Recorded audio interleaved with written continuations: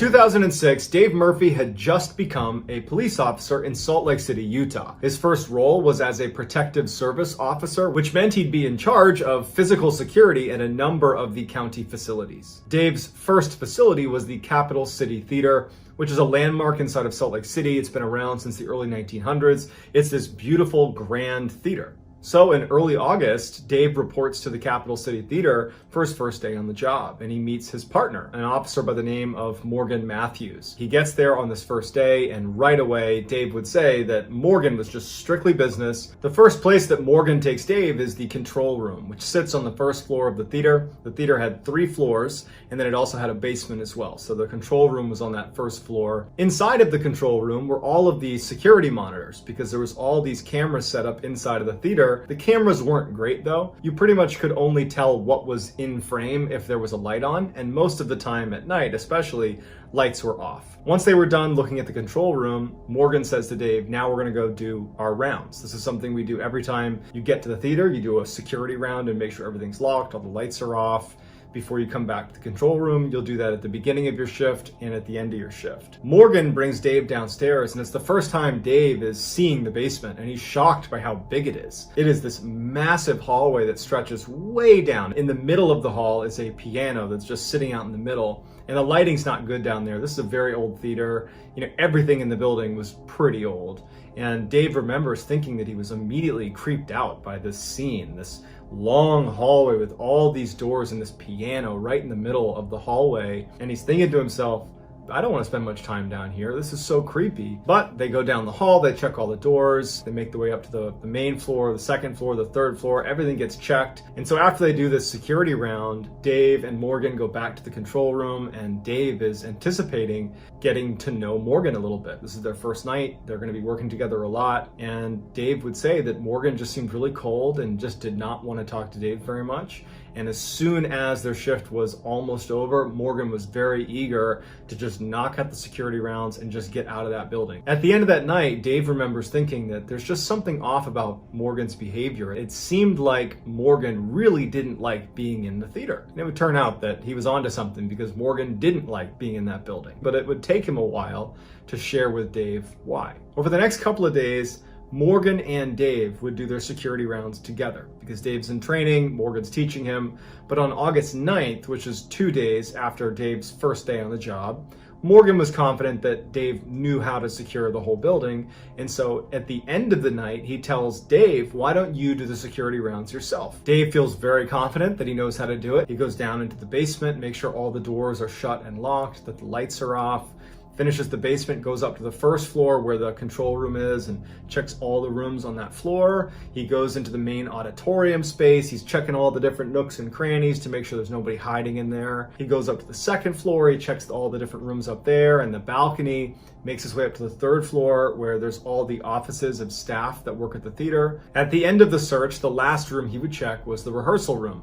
And it was the only room where there was no door to it. So you'd poke your head in, kind of look around, make sure no one was in there, and then you would leave, and that's the end of your check. So Dave gets to the rehearsal room, he flips the light on, and he looks inside, doesn't see anybody, is satisfied that no one's in there, turns the light off, and as he's about to turn back into the hallway, he hears a door slam with tremendous force right across the hallway from where he was, and it was the bathroom door. And his first reaction is someone just ran out of the bathroom. Someone who had snuck into the building must have run out of the bathroom, and they're making a break for it to get out of the theater before I catch them. And so he instinctively picks up his radio and he calls to Morgan and says, someone's on the third floor. But when Morgan looks at the camera, he doesn't see anybody. At this point, Dave's drawn his weapon, and he's looking down the hall, he doesn't see anybody. And as he's waiting for Morgan to come upstairs to back him up so they can go look for this person that's just ran down the hall, he realizes 2 things. One, just because he heard the door slam doesn't mean they left and slammed it. They could be in the bathroom. And so he's thinking to himself, someone could be in the bathroom right now. Maybe that's why we didn't see him on the camera. And then the second thing he thought of is that door, the bathroom door,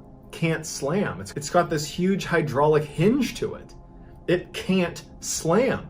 So his gun is drawn and he's aiming it at the bathroom door right as Morgan comes up on his right. Morgan draws his pistol, he's got it on the door as well, and they make entry into the bathroom. They clear all the different spaces in the bathroom and no one's in there, and there's no way to get out of there. Morgan and Dave are like, okay, well, they must not have come in here. They must have run out of the bathroom. They're somewhere in the theater. And so they decide they're going to search the entire building and find this person that clearly was just in the bathroom, and that's how they slammed the door. We're not going to worry about how they slammed the door with the hydraulic hinge. We just know it was slammed somehow. So they leave the bathroom, guns still drawn, and they start making their way down the hall. They're checking all the doors, everything is locked. When they start making their way downstairs to the second floor, Dave recognizes through the door, because there's a door leading onto the second floor, he can see that the lights are on, and he had turned them off. And so as they're walking down the stairs, he says to Morgan, hey, did you turn the lights on the second floor? And Morgan's like, no. And so they think that whoever was here, whoever was in the bathroom is on the second floor. They must have turned the lights on. They go into the second floor, and not only are the lights on,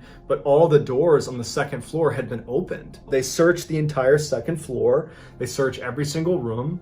No one's on the second floor. They turn off the lights, they shut all the doors, everything's locked. When they went down to the first floor, everything was the way it should have been, locked, lights off, nothing down there. And they go down to the basement, and even though it was creepy being down there because they've now searched the whole building and they're anticipating coming in contact with whoever is here, assuming they haven't left the building yet, and there's no one down there. They decided to review the footage from the third floor to see if they could pick up someone running in the hall around the time that that door slammed, but the camera was not trained on the bathroom door. So you just have this view down the hall. You can't see the bathroom specifically, not to mention the hallway is dark and the cameras are terrible without light. And so all they're able to see is the light go on in the rehearsal room while Dave is doing his last check in there. The lights turn off because Dave's about to turn around. And then after that, you just hear this massive slam of this door, but you can't see what happened. So they don't know what to make of it. They're both very much on edge that someone might still be in the building. And so they do another sweep of the building and no one's there. And so they decide to just chalk it up and say, we were hearing things and seeing things. I'm sure it's fine. Let's just get out of here. And they leave. A couple of days later, on August 11th, Morgan is working alone. Dave wasn't coming in that day, so Morgan's alone in the theater doing a shift. And at some point in the night, as he's sitting in the control room, he thinks he hears whispering in the hall right behind him. And so after the experience he had with Dave a couple nights ago, he's on edge. So he draws his pistol right away. And so he goes out into the hallway, and immediately when he steps into the hall, the whispering seems to go farther and farther away from him down the hall. So he gets out there, he's looking around, he can't see anything. He makes his way down the hallway towards the stairs that go down into the basement, or if he wanted to go up to the second floor. And when he gets to the top of the stairwell, he's gun drawn, looking down, looking up. He hears what sounds like coughing coming from the basement. And at this point, Morgan said that he was actually pretty scared. I mean, imagine being alone in this theater. Just a couple of days earlier, you've had this weird experience with slamming doors and doors being opened and lights going on that somebody else, another police officer, witnessed with you. You're alone in this theater and you're hearing coughing coming from the basement after hearing voices behind you. That's pretty terrifying. So he very slowly starts going down the stairwell. He's getting ready to clear the corner, and just as he does, the coughing stops. He turns the lights on and he looks down the hall and there's nothing there. He starts making his way down the hall. He's checking every door, making sure it's locked, making sure that everything is secure. And he gets all the way down the hall. And as he's almost done checking the basement, he smells smoke, and it's coming from a door right next to him. And so he unlocks that door and he goes in, and there's no fire, but all he can smell is smoke. So he turns the light on. He's looking around. There's no fire. He's convinced that somewhere down in the basement there's a fire. He goes to every single room and he keeps checking, and there's nothing. And then at some point, the smoke smell dissipates. He checks every space in the theater to look for a fire, and there's no fire. He's wondering if he should call the fire department, but he's thinking, what would I tell them? There's no fire. And so he ultimately, after checking 3-4 times and being very confident there wasn't a fire, he just says, okay, no fire. I guess I was just smelling things. A few weeks later, on September 4th, Dave has just arrived at the theater. He's there a little bit early. Their shift started at 5 p.m. He was there at about 4:30. And when he walked into the building, he sees that there are 3 staff members sitting at the front desk talking to each other.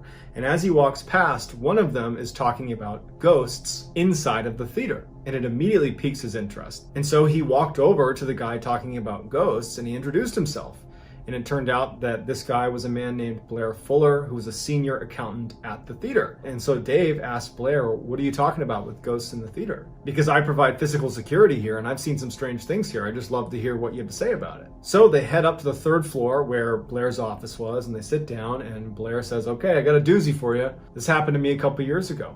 I was actually in this office. It was about 10 o'clock at night. I was doing some work and I heard the elevator kick on. Now, the elevator was right outside of his office, and anytime it was on, the engine was really loud. It was really obvious if the elevator was moving around. And so he's doing his accounting work and he hears that engine kick on. He doesn't think much of it, but then it clicks that he's the only one in the building. And so he kind of looks out the glass window of his office. He had a closed door office with 2 windows looking out into the foyer where there's this elevator, and he looks out and he can see that the little lights above the elevator showing what floor it's on have lit up and it's going up. So the elevator was in the basement and now it's in the 1st floor, the 2nd floor, 3rd floor. The door's open and there's no one there. And at this point, Blair says that he wasn't concerned. He figured, okay, maybe there's some maintenance, maybe it's scheduled to do that, who knows? But after a little while, the alarm goes off in the elevator to signify that something is obstructing the door from shutting. And he's looking out the window and he hears this alarm, this like ringing sound going off, but the door isn't shutting. And he's like, there's nothing obstructing the door, why isn't it shutting? And so he leaves his office and he kind of walks over to the elevator and he walks into the elevator. And he said immediately he felt this massive drop in temperature inside of the elevator. And as he's standing there, he turns around. Now he's looking back towards his office inside of the elevator. The doors start to shut. And for whatever reason, he said, I didn't get off. I just decided I'm going to ride this elevator.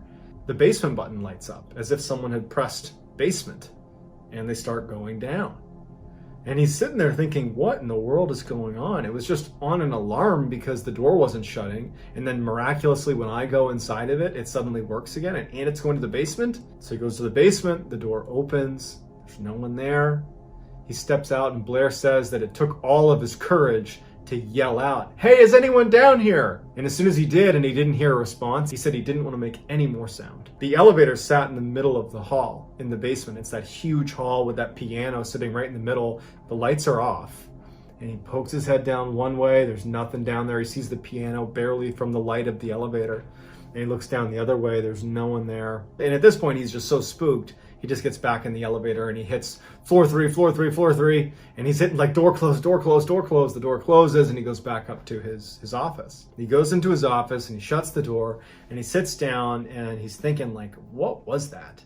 Why did that just happen? I got to find out if they're running maintenance or something. And as he's sitting in his chair thinking about this strange experience, he hears what sounds like banging sounds coming from outside of his office in that foyer near the elevator. He just goes to his door and he opens it up and he pokes his head into the foyer and he looks to the side and there's this big filing cabinet and all of the cabinets are out. They've all been pulled out. He certainly didn't do this. And it was as if someone was one by one pushing each of them shut, these big heavy cabinets. And he's watching as one by one these things are slamming shut, one by one until the whole thing is shut. And so he goes over and he's like trying to disprove what he just saw, that he can open up a drawer and that it will shut on its own.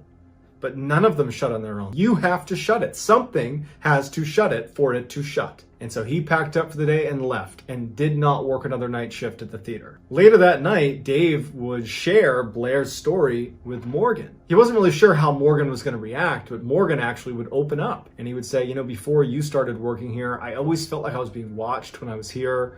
And then we had that experience, obviously, where the lights are coming on and you heard that banging from that bathroom door.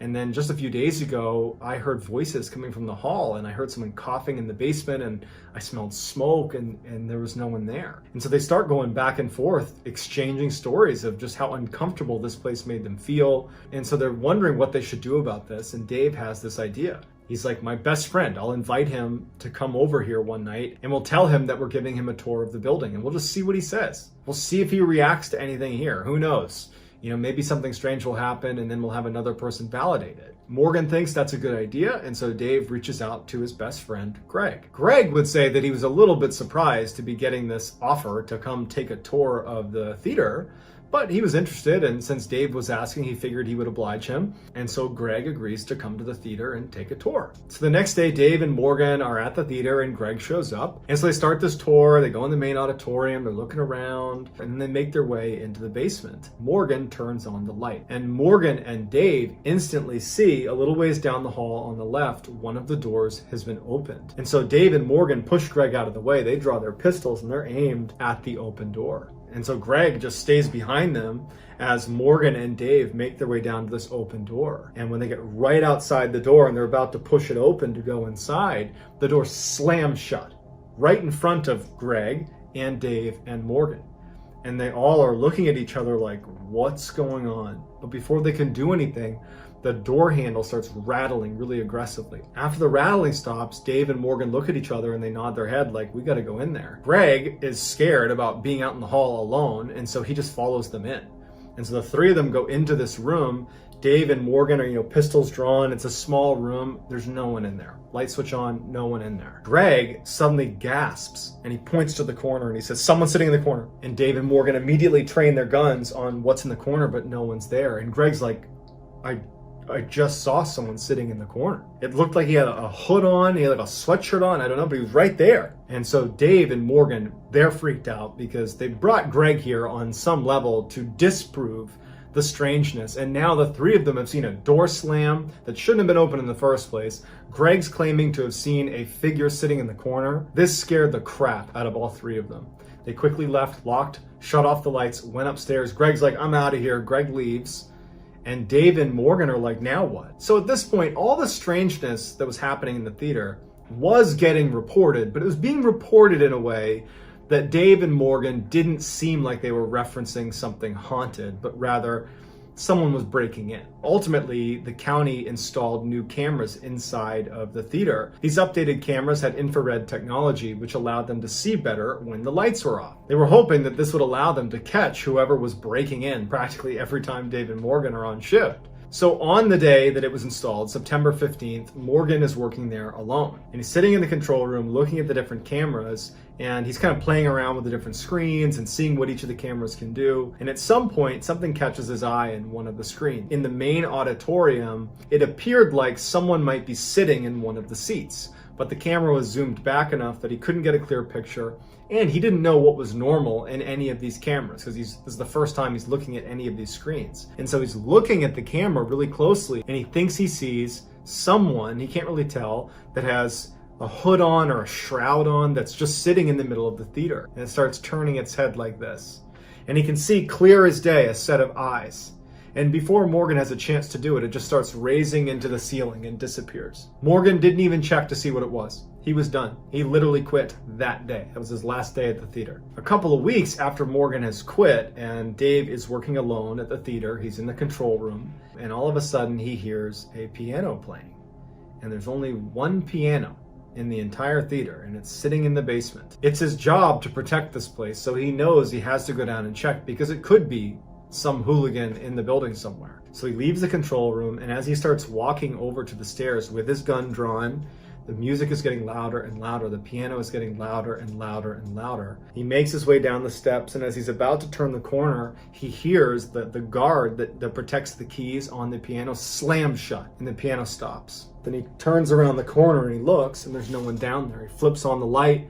No one's in the hall. He knows he's not going to find anyone down here. It's this entity that's causing all this mayhem inside of the theater. Dave's seen enough. He's done. He's done with this theater, and he goes right back upstairs. He goes in the control room, locks it, stays there till the end of his shift, and then he is out. And the next day, he goes to his sergeant and he says, "You can't ever put me back inside that theater or I will quit." And so sure enough, he was transferred. Over the next 2 months, they didn't have anyone who could do full-time security at the theater. So different random officers would be there for a couple hours, a couple of days a week, until November 26th. They found another officer, a veteran police officer named Josh Thomas, who was going to be working at the theater full-time. On November 26th, the first night that Josh Thomas was going to be there, he didn't have anyone to turn over with, so he was just alone at the theater. And it just so happens that Dave is in a patrol car near the theater. When at some point in the night, Josh comes over the radio and says, "Hey, I need backup right now. Someone has broken into the theater." Dave knows that it's probably not someone breaking in. He knows what's going on inside that theater. He was the closest to it,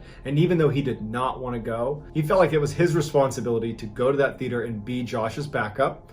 And if it was what Dave thought it would be, this entity in the theater, that he would be able to explain to him what he had seen before he ultimately decided never to go back. And when Dave gets to the theater, there's this back door that they would go into, and he sees Josh is standing just outside the theater. And Dave would say that Josh's eyes were, like saucers. He looked terrified. And so Dave has an inkling of what's going on, and he goes over to Josh and he's like, "What's going on? Is someone still in there?" He said that he had been doing security rounds and he had heard what sounded like voices when he was in the basement, and he didn't think much of it. He checked all the rooms, everything was shut. And when he made his way up to the third floor, he saw that the elevator had kicked on. It was in the basement, and suddenly the light was on and it was whirring up to the third floor. And when the elevator opened up, there was no one there. And he's standing there looking at it, and he looks inside, there's no one there, and then the alarm goes off. That's when he called in for backup. Dave says, "Look, let's just go search the building, we'll do it together." They clear the whole theater, no one's there. And before Dave leaves, they go into the main auditorium where the stage is, and they're just standing on the stage chatting with each other. And Dave, his back is to where the audience would be. And Josh is facing Dave, facing towards the seats. Josh just suddenly stopped. Mid-sentence, he's just frozen and looking just beyond Dave's shoulder. And Dave goes, "What?" And Josh goes, "There's something behind you." Dave slowly turns around, and as soon as he does, he can tell immediately what Josh is looking at. Standing in the very back of the theater away from them is a man standing in the corner with its hands by its sides. Its back is to them, and it's looking down with a hood over its head. Dave turns his whole body around to look at this thing right as this thing turns around real quick and looks directly at them. It has these deep, dark, sunken eyes, and its face looks like it had been very badly burned, like it was black and charred. And it's looking at them before it just turns and runs out the back of the theater. Josh believed that that was an intruder. Dave was fairly certain that that was just another example of this entity that haunts the theater. But they would search the building and they could never find that cloaked figure again. And that was when Dave sat Josh down in the control room and he filled him in on why Morgan had quit and why he ultimately had quit. And he also told him the story from Blair. So Josh is like, "Great, I'm glad I work here now." This was the last time that Dave would go to the theater. But Dave would do some additional digging on the history of the theater. It would turn out that in the 40s, there was this horrible fire, and a man had been trapped in the basement when the fire had erupted, and he had died inside of the theater. And so Dave would share this information with Morgan and with Josh, and the three of them all believed that what they were witnessing was the ghost of that man who died in that fire.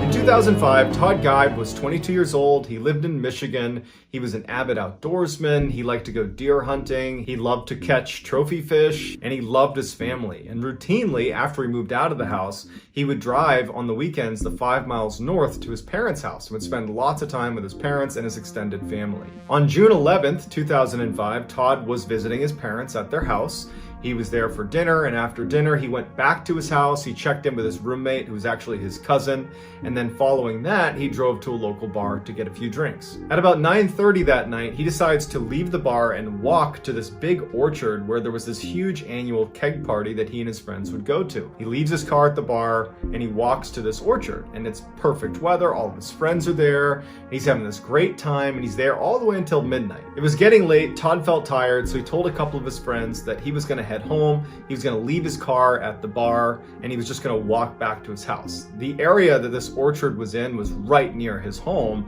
and so he knew this area extremely well, and it was only about a mile south to walk to his house. So all of his friends said bye to him. They said he seemed totally normal. They watched him walk south towards his house, and that was the last anybody saw of him. On his walk home, Todd would make 4 phone calls to friends and to family. And the last one he made was at about 12:45 in the morning, and it was to his friends, and he told them that he was in a field and he couldn't breathe. And they kept asking him, like, "What are you talking about?" And all they heard was very heavy breathing on the phone. They couldn't tell if it was his or if someone else had taken the phone and was now breathing into it. But then the phone cuts out, and they try calling him back, And there was no answer. They couldn't get in touch with him. The next day, when Todd did not show up at a family get-together, something he never would have missed unless he told them ahead of time, his family knew something was wrong. Plus, they had those strange phone calls the night before. They checked in with his friends. They said, yeah, we haven't heard from him. They went over to his house. He wasn't there. And so that's when they called the police. A massive search is kicked off involving canines and helicopters, and they're not finding anything. 3 weeks after Todd had gone missing, a couple was walking around this lake that was located north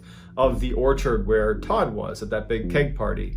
And the wife looked out into the water and she said she thought she saw something bobbing. She couldn't tell what it was, but it was just this weird object that stood out to her. And she and her partner walked down to the edge of the lake and they looked out. And at first she thought it was a person who was swimming, just kind of bobbing up and down because their body position was such that their shoulders and head were totally out of the water. And so it was a strange sight and they knew that it didn't seem right. So they called the police. Police show up and it turns out that this person was Todd Geib and they were deceased. When searchers found out that it was Todd Geib in the lake, their reaction was, no way. We have witnesses saying he was walking south after he left the keg party. Why is he in a lake way to the north of the keg party? It's in the complete opposite direction. Also, investigators were baffled at his body position because if he was a drowning victim, you would expect him to be face down in the water, as most drowning victims are. But for him to be upright, shoulders out of the water, it doesn't make any sense unless there's ice in the water to kind of prop him up.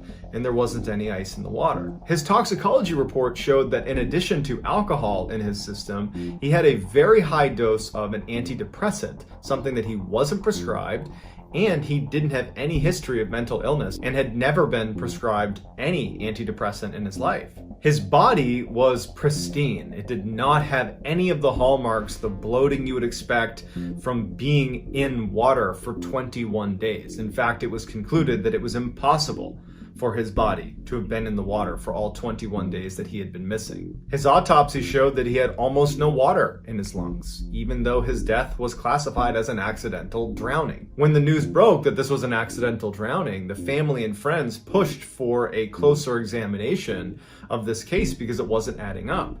And so a noted pathologist looked at all of the evidence and determined that at most, Todd had been in the water for maybe 3 days, and he had almost certainly been deceased when he was placed in the water, which is why there wasn't any water in his lungs, and it's potentially why he was in that position that he was in, that upright position. So, as you'll see in all of these cases, why are we calling it an accidental drowning still? And where was Todd from the day he went missing for those 15 to 17 days before he was placed in the water? And what did he mean when he was on the phone the night he went missing and said he was in a field and couldn't breathe? And what was all that breathing in the background? Lots of questions on this one. On January 25th, 2017, 23-year-old Dakota James was out bar hopping in Pittsburgh, Pennsylvania with some buddies. At some point, he was tired, and so he decided to walk home. A CCTV camera has a clear shot of Dakota James after he left the bar, walking through a plaza. He's on his phone. No one seems to be following him. He seems like he's okay. He's not stumbling as he makes his way home. The next day, when he didn't show up for work, that was so out of character for him that his work immediately called the police, notified his parents, and this massive search is launched. But unfortunately, nothing turns up. 40 days after he had gone missing, his body was found in the Ohio River 10 miles away from where he had been missing. And the general theory became when he was walking home after that CCTV camera picked him up, he must have stopped by the water to relieve himself, fell in. The water was so cold at the time that he would have gone into shock and then basically been doomed. And then he drifted 10 miles to this location. But there's a couple big issues with that. Number one, in order to get from where he went missing to where he wound up, he would have had to go through this dam. And the dam is this very violent section of water where if a body were to go through there, it would get ripped to pieces. But when they found his body, it was clear he had not gone through a dam. In fact, his body was pristine. It looked like he hadn't been in the water for very long at all, despite 40 days elapsing since he had gone missing. When his toxicology report came back, he had alcohol in his system as well as a high level of GHB,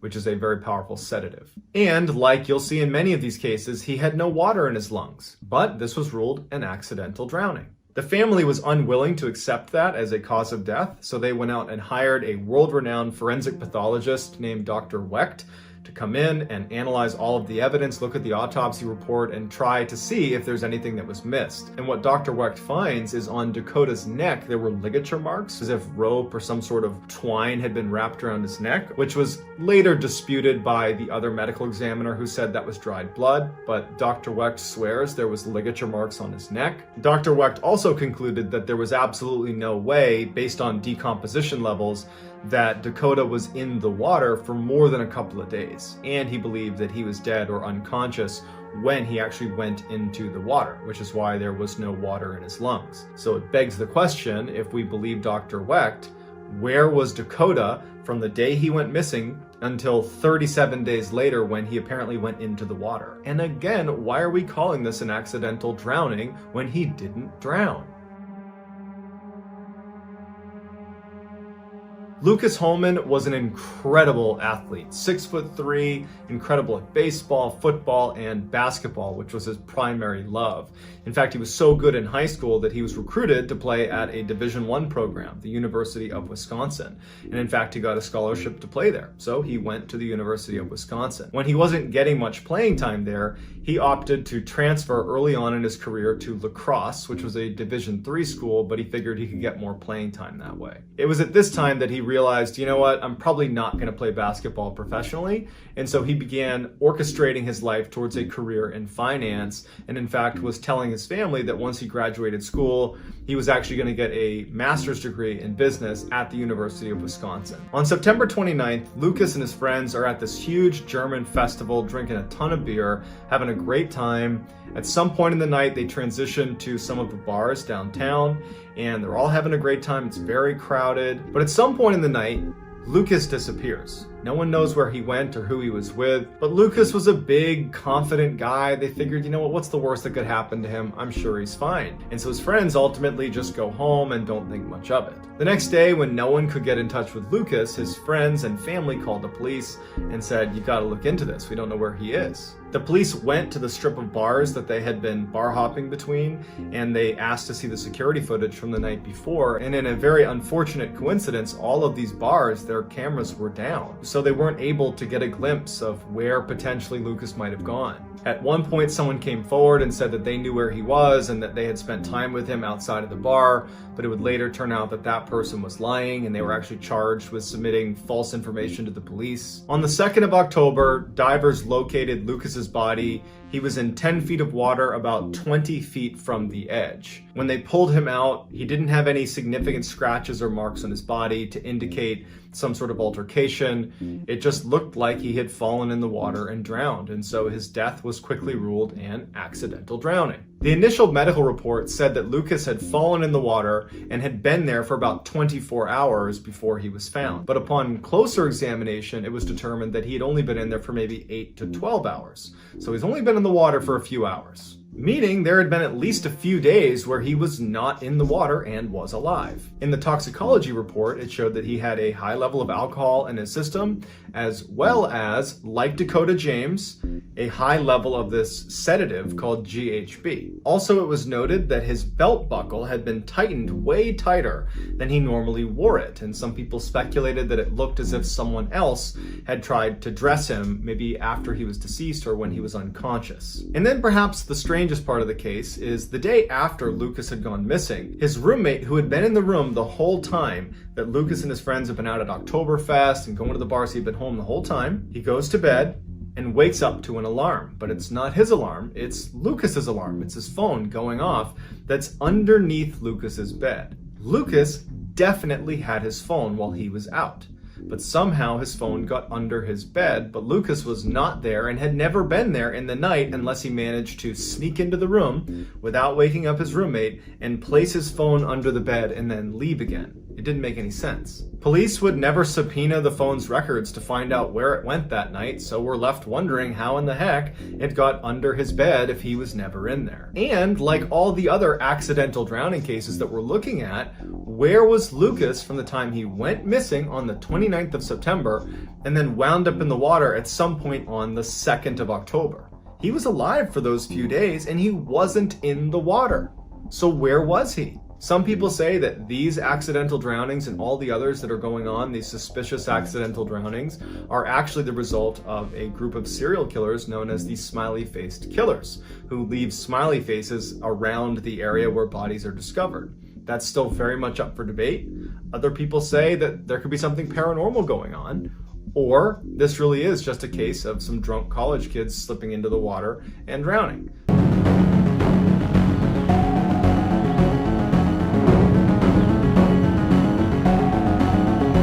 In 2005, Eric Martin was working at a paper mill in Maine, and he had been working at this paper mill for 20 years, and he was reaching up to get something on a shelf when he threw his back out. And in fact, he had slipped a number of discs, and it ultimately meant he was not able to work anymore. He was going to be disabled.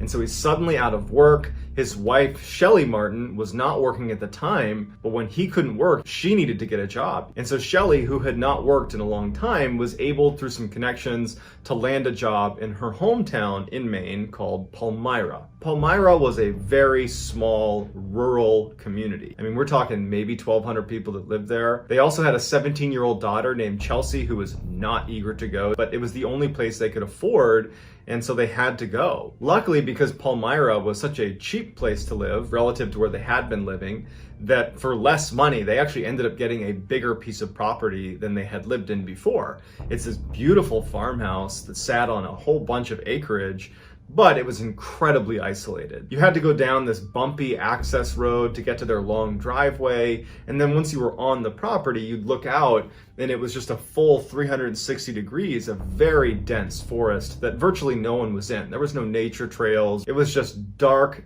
dense forest everywhere you looked. So even though no one's that happy about it, they end up moving into this farmhouse, and as they're unpacking their truck, Eric picks up one of his many rifles that he owned. Eric came from a long line of hunters. He loved to hunt. It was his favorite thing to do, and he had a whole bunch of guns that he kept. And as he's carrying the rifle into the house, Shelly says, "Oh no, we're not keeping the guns in the house. You have a barn, you're gonna put your guns in there." This had always been a point of contention for them in their marriage. Shelly just didn't feel safe having guns in the house, especially having kids in there. And so ultimately Eric agrees, okay, fine, I won't put my guns in the house.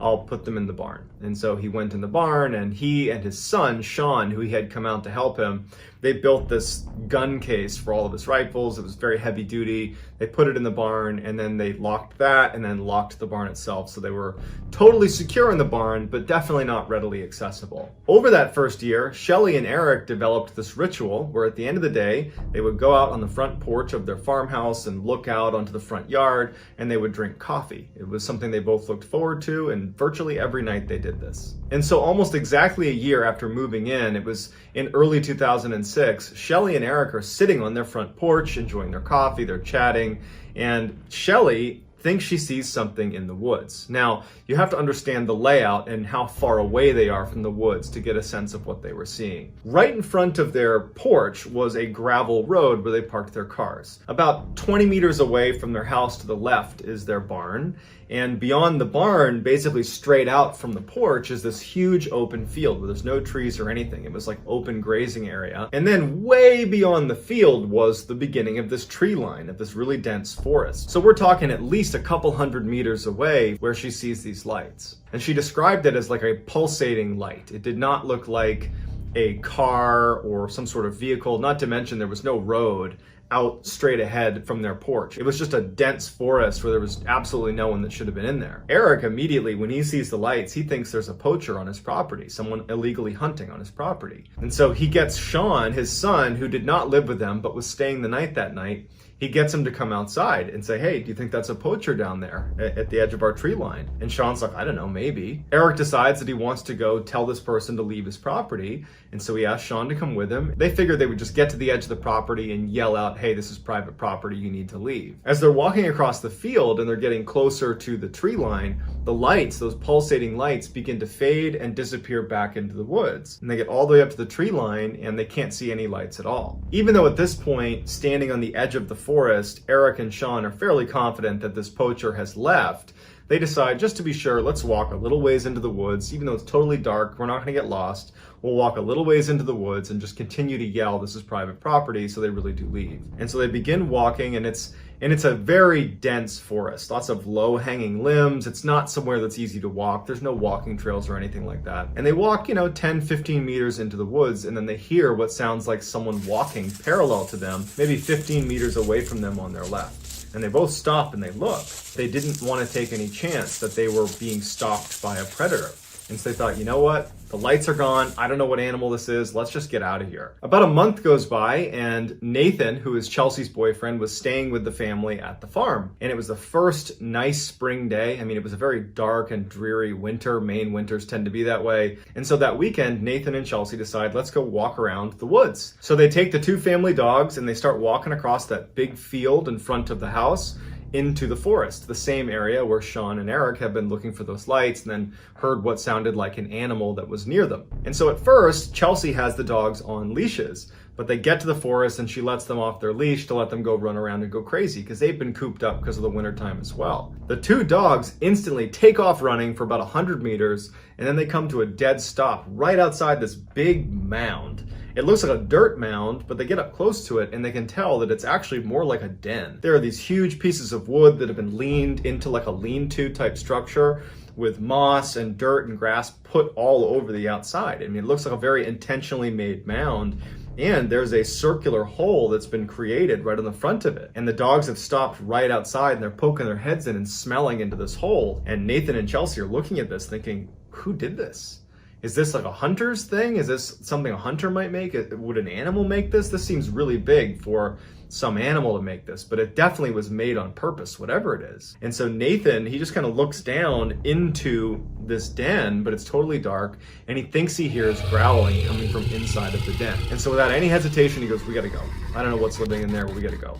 And so they take the dogs, they put them back on leashes, and the two of them get out of the forest as quickly as they can. When Nathan and Chelsea came back to the house, they told Eric and Shelly, and actually Sean was there too, and they said, hey, we found this den of some kind out in the middle of the woods, basically straight out from your front porch. And that's when Eric and Sean said, well, about a month ago, we were out in that same area, and we could have sworn we heard some animal stalking us. A couple of months go by, and Eric and Shelly are sitting on their front porch having their coffee ritual, and there was just this low mist that kind of hung over the entire field. And as they're sitting there, they're commenting on how creepy it was. And what started as just kind of a friendly discussion about the general creepiness took a turn when they realized that they couldn't hear any wildlife. No crickets, no animals, no anything. And normally at night, because they were out here all the time, it was humming with life. And so Shelly had this high-powered flashlight that she always had out with her, and she starts scanning the property, not knowing what she's looking for, but it just seemed really odd that they couldn't hear any wildlife. But after she scans across the whole field, she doesn't see anything, and so she puts her flashlight down and just starts talking to Eric about whatever they normally talked about over coffee at night. Eric would say in numerous interviews that for whatever reason, when she put that flashlight down, he suddenly felt like they were in danger. He's looking out, he doesn't see anything, and then all of a sudden he just says, you know what? We gotta go inside. I don't know what it is, but we gotta go inside. And Shelly's like, come on, I wanna stay out here for a little bit longer. We'll go in a few minutes. And Eric stands up and he's like, no, go inside. And he tries to grab her to kind of push her into the house. And she's kind of fighting against him. And then all of a sudden, Shelly stops. And she goes, did you hear that? And Eric immediately knew that whatever it was, it's the reason he had that sudden feeling of being in danger. Eric turns around and he can't see anything because it's too dark. Shelly grabs her flashlight and she begins scanning the tree line. And she gets to the field and gets about halfway across the field right in front of them, and she stops. Because right in the middle of the field are three creatures that look like wolves. These huge creatures that are looking right at them. Two others join them. So there's 5 wolf-like creatures that are staring at them right from the middle of their field. She says to Eric, what are those? And Eric, who's an experienced hunter, he has no idea. He goes, I think they're bears. They could be wolves. We gotta go inside. And so Shelly's just holding the light and they start charging directly at her so fast that she wasn't able to keep the light on them. They were already halfway across the field. They go inside, they shut the door, and they lock it. And without saying a word, the two of them make their rounds across the entire bottom floor, lock every window, close every blind, make sure everything is shut. There was something different about these 5 creatures. The way they started running towards them, it just felt like they were targeting Eric and Shelly. And so even after the house had been secured, they didn't feel safe. And so they're standing in the middle of their cabin, and Eric's saying, my guns are in the barn. We have no protection. And Shelly is like, whatever you do, do not go out there. We don't know what these are. It could be a bear, it could be a wolf, we don't know. Don't go out there. Shelly goes upstairs, she shuts off all the lights, she makes sure all the windows are shut.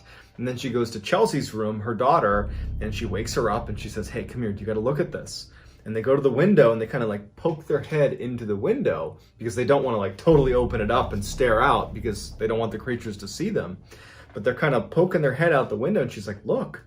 And standing on the gravel are these 5 creatures that are just standing in a row looking directly at the house. It was like they were waiting for them to come out the front door. They were just patiently standing there looking at the house. It did not look like normal animal behavior at all. And as she's looking, one of the animals looks up at Shelly in the window, and the creature stands on its 2 legs. It gets on its hind legs and looks at her, and Shelly gasps and falls over because the creature's like 8 feet tall. And so Shelly's on the ground looking at Chelsea, and she can't believe what she just saw. It's like her brain can't process that this creature, one, had even seen her. They barely had their head up in the window.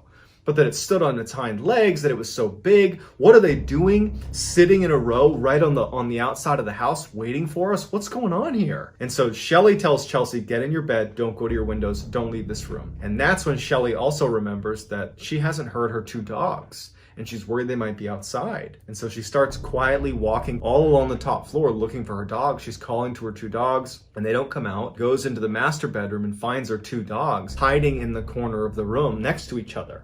Like they're startled by whatever it is outside. Meanwhile, Eric was pacing downstairs thinking he needed to go to the barn and he needed to get his guns to protect the family. But he knew that between his own disability, he can barely walk very fast and he'd have to unlock the barn and then he'd have to pull down the gun case, unlock that. All the while he's exposed to these animals that are out there. And so the next best thing in his mind is maybe he could run outside, get in his truck and back the truck up to the front door. And then he could get his wife and his daughter to come out, jump in the car and they could drive away. So he just goes to the window and he pulls the blinds aside to look outside and those 5 creatures are now gone. They're not sitting on the gravel path right in front of the house. He doesn't know where they are, but they're not in front of the house. And so he closes the blinds and he's like, well, I don't know where they are. It's too dangerous to go out there. He starts pacing some more and he goes back to look and he sees them back in the field where they first saw them, all 5. You can see all 5. They're facing the house still, but he can see them because the moon has now popped through and he's got illumination on the field and he can see all 5. And he's like, okay, maybe if I just keep my eye on them, I can open the door, run out, get the car, back it up without them seeing me. And so without telling Shelly, he opens the door and he goes onto the front porch and he sees them out in the field. He's got a good line of sight on them. Quiet as he can, he walks down the steps and he makes his way over to his truck, which is about 10 meters away. And as he's getting closer and closer to his truck, he's got his eye on the creatures that are in the field. They haven't moved. They apparently haven't seen him. He gets to the driver's side of his truck and he's got his keys out and he's kind of fumbling to hit the unlock button and then his motion sensor light kicks on. And he's so on edge being out there, when the light kicks on, he drops his keys because he's so startled. And the first thing he does, he looks towards the field and he sees that one of the 5 creatures is now standing on its hind legs looking at him directly. Before he even bends down to get his keys, he sees them all running towards him. He reaches down, he grabs his keys, he runs back to the house as fast as he can, and he gets inside and slams it right as he can hear them crossing the gravel right in front of the house. And he hears them bound onto the porch and start running around the wraparound porch. He's too scared to even look in the window, so he ducks down to get out of view. Shelly, who was upstairs, can hear everything going on and she yells, Eric, what's going on? And he goes, stay up there, stay up there. Shelly, Eric, Chelsea, everyone's just frozen waiting, knowing that these creatures are right on the other side, walking along his wraparound porch. And after a while, he hears the footsteps of these creatures leave the porch and go back onto the gravel area. And at some point, he pokes his head up and he looks, and all 5 are sitting there just facing the house, waiting for them to come out of the house. And so he scurries up the stairs to where Shelly and Chelsea are, and they just are so scared. So they decide they gotta call the police. If nothing else, the police will drive up and their vehicle might scare away these creatures. But on the phone, Shelly lets on that what they're really scared about is something on their property. In fact, it's 5 creatures, things running around outside their property.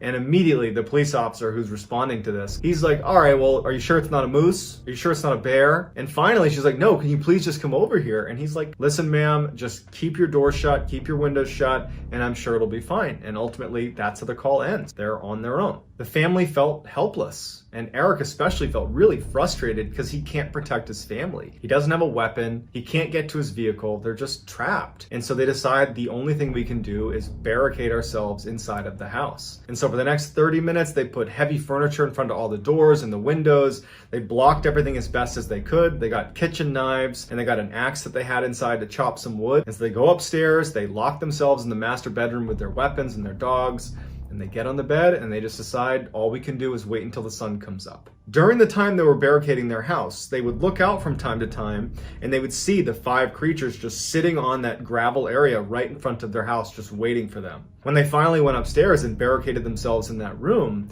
they immediately heard the creatures move off of the gravel, and they heard a couple of them at least walk onto the porch and start pacing around the porch. And it's totally silent besides the sounds of these creatures. And they were clearly communicating with each other. They were bumping into walls, and then they were howling at each other. There was clear communication happening where they were trying to coordinate some sort of attack on the family. Now, the way the house was set up is there was a second floor roof, and then the first floor was a little bit wider than the second floor and had its own kind of separate roof. And after a while, the creatures stopped walking on the porch. They left the porch and it's just silence. And then they would hear them jump onto that first roof. The scary thing about this is that if you walked around the roof, you could actually look into the second floor windows. And so they're laying there, and periodically they'd be looking out their window. There was windows on either side of the room they were in, but there was a thin curtain between them and the window. And so from time to time, these creatures would walk past their windows and they would stop, they'd put their paws up onto the window and they would look inside. But there was a very thin sheet between them and the glass, so they couldn't see the creature, and the creature couldn't see them. All night they're listening to these creatures running around, and sometimes they'd hear really loud scratching, like they had figured something out and they were trying to burrow their way into the house. But after a whole night of this, they never actually broke the glass. They never got inside the house. As the sun started to come up in the morning, the creatures jumped off the roof and they could hear them running away.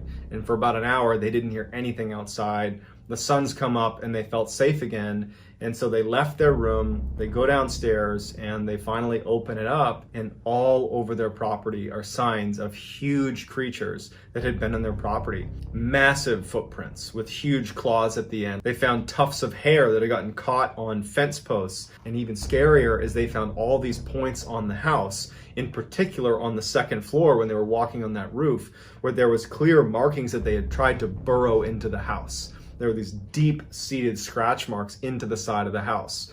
The front door had been scratched apart. I mean, it was very clear that whatever these creatures were, they were trying to get into the house, but they had just been unsuccessful. This experience was so traumatic for the family that they sold the house and they moved very quickly after that, and they have not experienced anything like that since they left.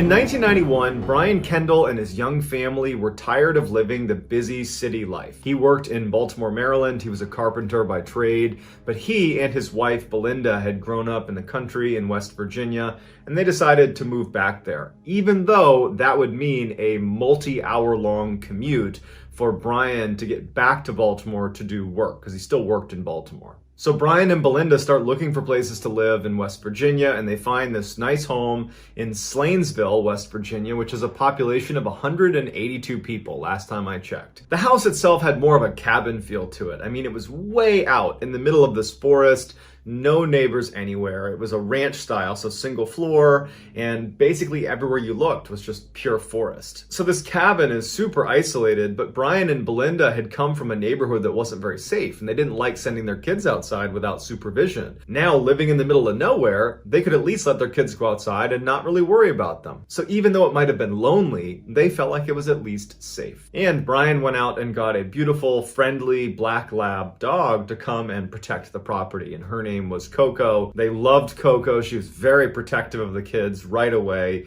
and she blended in with the family immediately. And very quickly, the family really took to living in Slanesville. They loved their new home and their new life. Everything was just going so well at first. Shortly after they had moved into the house and finally unpacked, Belinda invited her brother as well as her brother's wife and daughter named Jordan to come over and check out the house. And so they come over. Belinda had gotten a cake and some balloons, and she planned on throwing a little mini surprise party for Jordan, who was about the same age as her kids and had recently had a birthday, and so they figured they would surprise her, give her some cake, and have a little impromptu birthday party. After cake, the kids went into the living room and were playing in there together.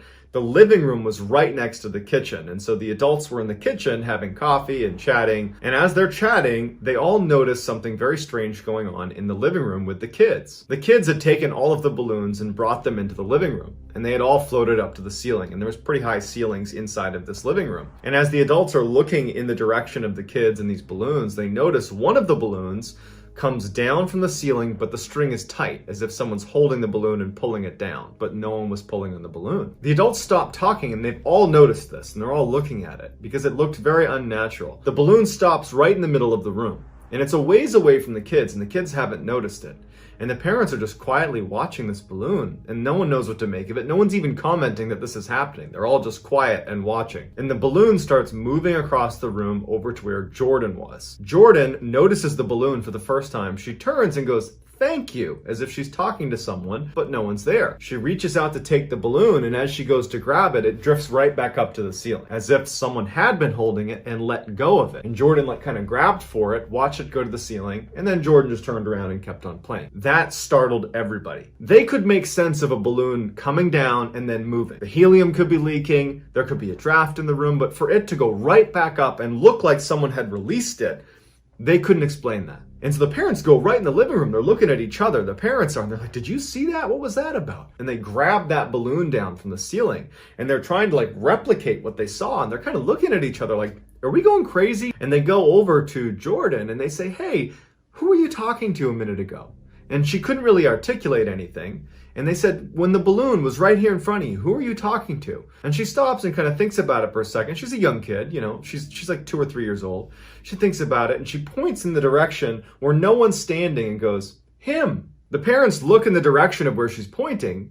They look at each other and then they start laughing because they're like, "Okay, we're scaring ourselves. Obviously, the helium must have come out and maybe there's a draft and she's 3. She doesn't know what she's talking about. She's probably got an imaginary friend. We're just scaring each other. Let's just drop it. Let's forget the balloon." And so they do. They forget the balloon and they don't think about it again. But after Jordan and her parents leave, Belinda and Brian would say to each other, "That was pretty weird." A couple of days later, Brian asked his daughter, Blair, who was about 5 or 6 years old, if she wanted to come with him and go explore the back forest behind their property, because Brian had been working so much, he hadn't really had a chance to go explore, and he figured now's a good chance to go. Blair's super excited. The two of them go out into the backyard and they start walking around. And after walking a bit of a ways, they stop because they see something in the middle of the forest that shouldn't have been there. They see this van, like a vehicle, that looked like it had been set on fire at one point. It's totally charred. It's basically just the frame, and it's parked in the middle of the forest. And there are no roads anywhere. And they go in the back of the vehicle and look inside, and there are all these burnt stuffed animals and kids' toys that are in the back of this van. And there is what looks to be the spring of a mattress that must have been caught up in this fire that burned the vehicle. And Brian just had this sinking feeling that something was wrong with this scene. And he said, "Hey, you know what, Blair, we gotta go. Let's not look at this. We don't know what this is. Let's just go." When they get back to the house, Brian would tell Belinda what he found. How would that van have gotten there? And why was it there? It just didn't make any sense to either of them.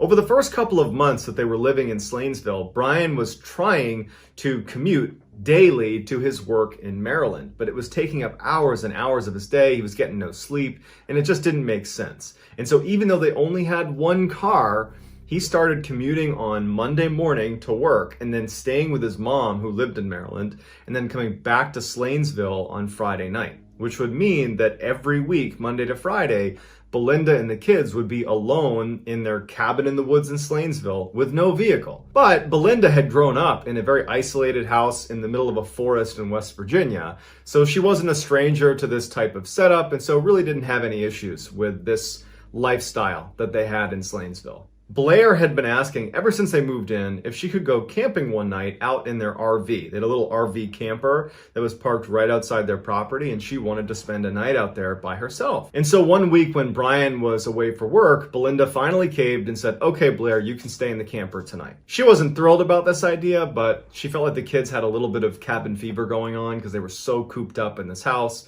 and she figured this is an easy way to make Blair feel a little bit happier living here.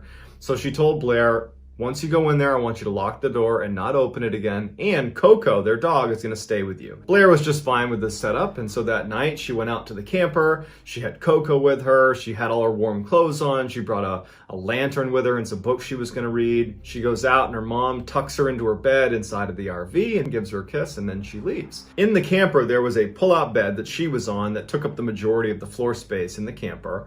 On her right, as she was laying down, was a big window with a blackout curtain that slid across the whole thing, and she kept that curtain shut. At the foot of her bed to the right was the door that led into the camper, and there was a window on that as well, but there was no blind to block it. And so at some point, Blair is tired. She turns off her lantern and she gets under her covers with Coco right next to her, and she goes to sleep. At some point in the night, Blair wakes up suddenly because Coco is acting really strange. She's very uneasy and she's looking towards the door that leads into the camper, and she's acting like she just saw something. So Blair sits up, she's trying to calm down Coco, and she looks at the window on the door, and she can look outside. There's a little bit of moonlight outside, so she's got a little bit of illumination. And as she's looking, she sees what looks like a figure walk past the door. She can't tell if it's a person or if it's an animal or what it is, but she definitely saw something walk past the door. And Coco clearly saw it too, because Coco begins growling, and instead of just looking at the door where this figure was, Coco basically follows the figure and is now looking at the window right next to Blair. Blair thinks it's her mom, and so she tries to calm down Coco. She turns on her lantern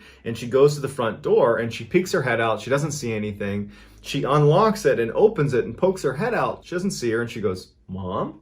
And there's no one out there. She looks up at the house, which is right next to her, and all the lights are off. There's no sign that her mom left the house. Suddenly feeling really startled, she shuts the door, locks it, and goes back in her bed. Now, the whole time that Blair had turned that lantern on and gone down to the door and yelled for her mom, Coco was still on the bed looking at the window where the blackout curtains were covering up whatever was on the other side. Now, when Blair's going back to the bed, Coco is showing her teeth. She's baring her teeth and she's growling at the window. Blair's totally spooked. She jumps into her bed, throws the covers over her head, and she's sitting there hoping that Coco will just stop and that this will all end and she can go to sleep, but Coco doesn't stop. And she's like reaching out and trying to pull Coco to get under the covers with her, but Coco won't stop. Blair decides she has to take a look out that window, and she thinks maybe it is my mom. Maybe I just missed her before and she's trying to come in. Maybe she was knocking and I didn't hear her. And so she takes her covers off her head, gets right up next to the side of the wall. She's underneath the window, which is right next to her. And she starts pulling aside that curtain.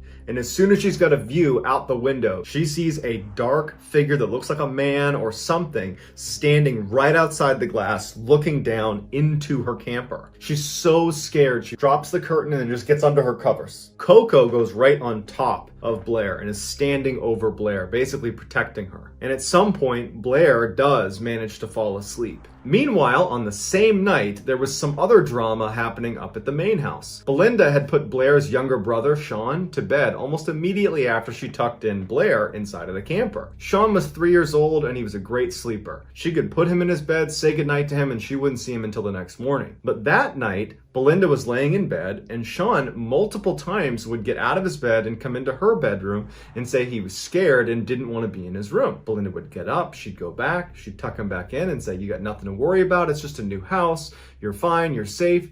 But on the third or fourth time that this happened, because it was so out of character, she asked Sean, "What's going on? What are you so scared of?" And he says, "There's a monster in my window." Belinda assumes what he means is maybe a deer was outside or some other animal might have walked by the window, because in virtue of being a single-story house, all of the bedroom windows are at ground level. And so she goes to the window and she looks out, and it's just forest, deep, dark forest everywhere you look.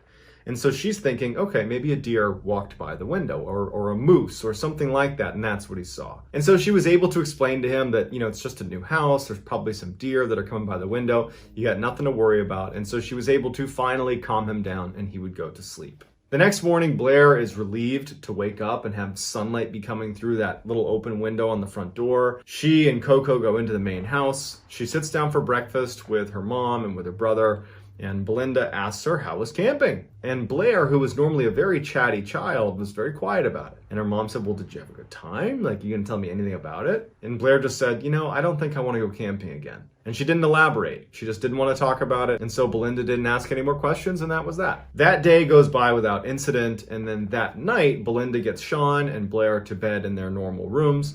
They're asleep. Belinda goes to her bed and she falls asleep. And she starts to have this very strange dream. In her dream, she wakes up and looks at the foot of her bed and she sees a boy she doesn't recognize. And he's signaling her to come with him. And so in her dream, she gets up out of her bed and she follows him out of her room and she goes out to the front yard, and it's daylight outside. And on her front yard are all these clotheslines strung all over the front yard. And there are these white sheets that are hanging from each of these clotheslines, all in different random directions. And she's trying to find this boy, and she can't find him because all the sheets keep getting in her way. She finally stops because she feels something on her toe. And she looks down, she's barefoot, and on her right big toe is a clothespin that had been pinched onto her toe. And so she reaches down and pulls it off, and that's when she wakes up. And now she's awake in real life. And so she sits up and she's kind of looking around, and she's in that immediate fog following a really vivid dream. And then she realizes that was just a dream, gets back in bed, and she goes to sleep. The next day she gets up, she gets out of her bed, and she begins pulling her blankets up to make her bed. As she's walking around the foot of the bed, she stops because she sees something on the ground. A clothespin. They don't own any clothespins. And so she's sitting there looking at it thinking, how could that have gotten there? What was that dream about? Was I awake? Was I doing something in my sleep? Was I sleepwalking? She can't make sense of it, but it totally freaked her out. That day, Belinda told her sister about this dream with the clothespin and then finding it at the foot of the bed. And her sister's like, look, you probably just need a break. You're alone with the kids all the time. You're isolated. Let me come over. I'll watch the kids and you can just go for a walk and do whatever. Just clear your mind. And so Belinda's sister comes over, takes the kids, and Belinda decides that what she's going to do is go explore the woods behind their house. She walks a little ways behind their property and she sees something that really stands out to her. It was a little cemetery, and it was on their property, or at least close to their property. She goes over to it and sees there are 4 small headstones. There's no writing on them, but the size of the headstone themselves, it seemed to indicate that these could have been children. And so she was very unsettled by it and decided that, you know what, I'm done with my walk and I'm just going to go back now. A couple of days later, Blair was sleeping in her room when she woke up suddenly for no apparent reason. She sat up, she kind of looked around, and she noticed that the curtains that normally would cover up her window that overlooked her bed were open. And she felt really uneasy by this, especially after that incident in the RV. She liked having those curtains closed. So she gets up to go over and shut this curtain, and she looks out the window and she sees standing in front of the tree line is a dark silhouette of a figure. It looks like a man or some person. And she freezes and she's looking at it and she can tell that it's moving towards her. And she's looking even closer, and then she can tell it's now running at her. She shuts it, jumps into her bed, and covers herself up. As she's laying there under her covers, not knowing what to do, she hears Coco barking from her mom's room. Belinda wakes up to Coco barking and looks at what she's looking at, and it's the window. So Belinda gets up, she looks out the window, she doesn't see anything, and tells Coco to calm down. She figured, okay, maybe she saw a deer or something. And then just to be a good mom, she checks on her kids. She goes to Sean's room. Sean didn't wake up from the barking. He's asleep in his bed. But when Belinda goes into Blair's room, Blair is hiding under her covers and she's scared of something. And she asks Blair, honey, what's wrong? And Blair finally says that she saw something. She thought it was a person. She didn't know what, but it was running towards the house. And so Belinda's thinking to herself, she just saw an animal. Because that's probably what Sean saw when he thought he saw a monster outside. And I'm sure that's what Coco saw. You know, Coco's going to react to an animal. There's probably some deer that's coming right up to the window and it's scaring my kids, it's scaring my dog. And so Belinda tells Blair, you got nothing to worry about, honey. Go back to sleep. Everything's going to be fine. She calms her down. She puts her to sleep. She double checks on Sean. Sean's still sleeping. And Belinda and Coco go back into Belinda's room and they get in bed and Belinda goes back to sleep. At some point in the night, Belinda's laying with her back to the door and she feels someone tapping on the back of her head. And she's assuming at this point it's got to be Sean or even Blair who've come in there because they're scared again. And reflexively, without even opening her eyes, she says, honey, there's nothing outside. You get nothing to be scared of. Go back to sleep. There's a silence. And then she feels tapping on her head again. Now she opens her eyes and she rolls over to tell one of her two kids that everything's fine, but there's no one there. It startles her because not only is there no one there, but Coco is now on the bed growling in the direction of wherever this tapping was coming from. Immediately, Belinda flips on the light. She's looking around her room and there's nothing. Gets up and she goes into her kids' rooms. They are fast asleep. Just to be sure, she walks around the house, makes sure everything is locked. She gets back in her bed and she's sitting there with Coco. And she can't help it. She's scared. Between her kids seeing stuff outside, finding that cemetery, the weird clothespin thing going on, now something feeling like it was tapping her, but no one's in the room with her. She's scared. And in fact, she would say in interviews that this was the first time that she even thought about the word haunted in relationship to what was going on at their house. The next day, Belinda just wanted to get away from the house. So she calls her mom and says, hey, can we use your car for the day to go run some errands? Her mom says, absolutely. Her mom drops the car off and Belinda and the kids load up and they head into town. When they left, they put Coco in her outdoor cage, totally locked and secure. So they head out and they go to this gas station in Slanesville, and Belinda gets out, she's fueling up her car, and another resident of Slanesville pulls up right next to her and she's filling up her car. And the two women strike up a conversation. At some point in this discussion, the woman asks Belinda where she lives in Slanesville because she's a longtime resident and she didn't recognize Belinda. Belinda describes where she lives, and the woman who's familiar with the area says, well, do you know the story of your property? And Belinda's like, no. She's like, well, years and years ago, there was a really bad fire. I think it was right near your property that a whole family died in. And Belinda says, you know what? I actually found a small cemetery a little ways back on our property, but that's what it is. As Belinda is driving away and she's thinking about this story she's been told, she has this sense of relief that now she has some closure on why there's that cemetery on her property. And she couldn't help but think, if her house is haunted, which she had only recently considered, maybe it's not such a bad thing to have it be this family that's doing the haunting. It didn't feel evil, it just felt kind of sad, and she was empathetic for this lost family. When they got back from running those errands, Coco was gone. They went to the fence and it hadn't been opened. There was no sign that she had been able to burrow underneath this fence. There was no way for her to get out unless you opened the gate, and it was locked and shut. And so they didn't know what to make of that, and the only thing they could come up with is someone must have taken Coco. And unfortunately, they would never see Coco again. It was a huge loss for this family. Coco was not only a dog they loved and considered part of their family, but she was also their protection, and it was a very big deal that she was gone. A couple of days go by and Brian's home from work and everyone in the house is asleep except for Belinda. Belinda was up watching TV, and at some point she turns off the TV and she also goes to bed. She starts having the same dream she had when she felt that clothespin on her toe. In her dream, she wakes up and at the foot of her bed is this boy, the same boy that she had followed outside that she could never find in the sheets. And so she gets up and she starts following this boy. He brings her out to the front of the house, out onto the front yard. And again, the whole front yard is covered in these white sheets that are strung up along clotheslines. And as she's making her way across the front yard, pulling sheets aside, she finally reaches a clearing and she sees this boy who looks like about the same age as her son, Sean.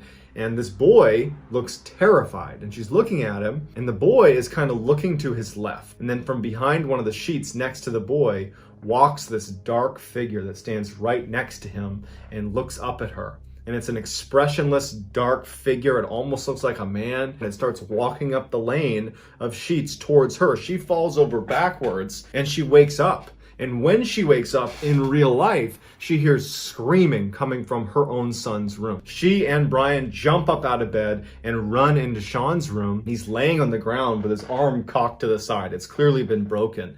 And he's screaming and guarding his arm. And Belinda's over him saying, "What happened? What happened?" And the boy just says, "The monster came in the window." They don't know what to make of this. They're not sure if that means an intruder came in or what, but they have to get him to the hospital. They scoop him up, they grab Blair, and they get in the car and they leave. They get Sean to the hospital, and sure enough, he's got a very bad break in his arm and he needs to stay at the hospital for a couple of days. Now, this happened on a Sunday night, and so Brian had to go back to Maryland the next day for work, so their car was gone. So 3 days later, when it was time to get Sean, Belinda had to borrow her mother's car to go pick him up. So Belinda gets her mother's car and she and Blair drive to the hospital. They pick up Sean. As they're driving back, the car breaks down and they're on the side of the road with flashers on, and Belinda doesn't know what to do. Luckily, a good Samaritan is driving by. Another resident of Slanesville sees them pulled over. She pulls over. It's an older woman, and she says, "Hey, can I give you guys a ride?" Belinda's like, "Thank you. Yes, we need a ride." So she, Sean, and Blair load up in the car and they start driving to their house. And so Belinda tells this woman where she lives. "Yep, you take this road, you get up to our house. It's set back in the woods there." And when she realizes where Belinda lives, she looks at Belinda and goes,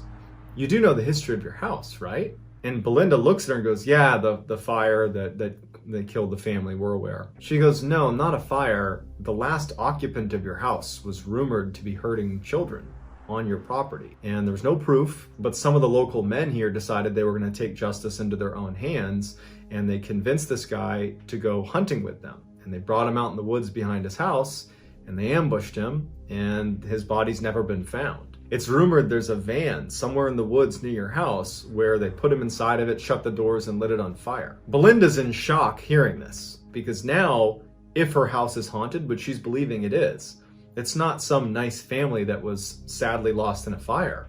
It's this horrible man. They finally got back to the house. They said bye to the woman, and Belinda and her kids went inside. And for Belinda, it was like this horrible sense of dread being in the house. It just felt evil. And she realized that she couldn't stay there anymore. So she picks up the phone, she calls Brian, and she says, "I cannot stay here another night. I have to go." And so Brian says, okay. He drives back from Maryland. They pack some bags, they get in his car, and they all leave for Brian's mom's house. And that was it. They never stayed another night at that house. They only went back a couple times to pack up their stuff, put it in moving trucks, and they left.